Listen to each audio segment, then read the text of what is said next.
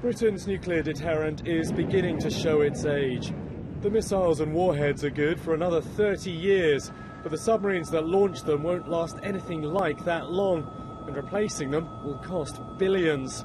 Money that think tank Centre Forum says could be better spent elsewhere.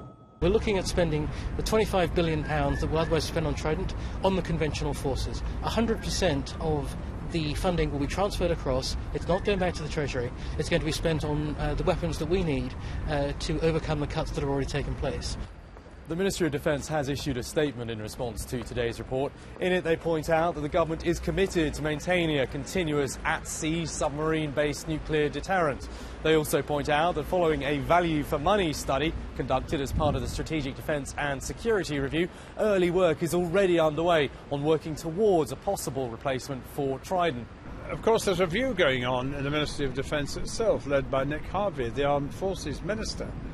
And all of that means that there's very considerable consideration being given to alternatives as well as to the idea of simply proceeding with Trident. Before you embark upon a substantial expense of the kind that we are considering, then you really need to consider all possible alternatives. Centre Forum argue we could get rid of nuclear weapons, but retain the ability to make more at short notice. The paper, as you say, is very clear. We're going to keep Aldermaston, we're going to use the scientists to work on verification, and we're going to keep the fissile material.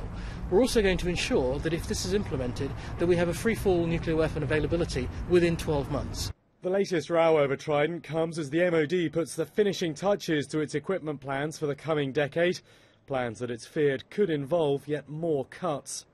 Will Inglis, Forces News, Westminster.